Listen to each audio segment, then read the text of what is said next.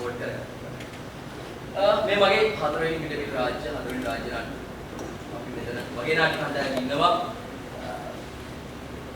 සල්ලි නැති නිසා මේ රාජ්‍ය නාට්‍ය නාට්‍ය පිටපත තියලා කරුණා එකක්. මේ නාට්‍ය වල එන්නෙන්නම අඩු වෙනවා.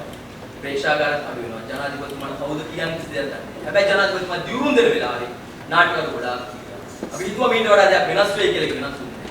ආරාධනා කරනවා මේක ඉහිල් ඉවරලා කියලා. අපේ පුංචි රංගහලක මේ දින අපේ පොඩි කට්ටියක් ඉන්න මේ නාටක කලාව කියලා.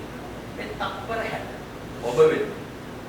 මගේ පරම්පරාවේ පිටිපස්ස මේ නාට්‍ය කලාව වෙනුවෙන් විශ්වවිද්‍යාල උපින්දුණු මේ සහ අපෙන් බැනුම් අහගෙන සංස්කෘතික නිලධාරීන් සංස්කෘතික දෙපාර්තමේන්තුවේ වැඩ කරන අපේ නිලධාරීන් මේ සහ ජය මියුසික්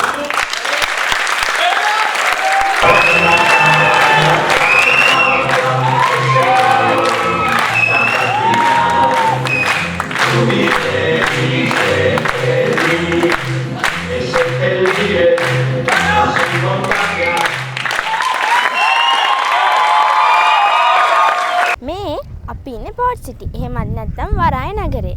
මේ ගොඩනැගෙන්නේ ඔබෙත් අපෙත් අනාගතේ. මේ නවලව ටීවී. සබ්ස්ක්‍රයිබ් කරන්න, ලයික් කරන්න, කමෙන්ට් කරන්න, ෂෙයා කරන්න.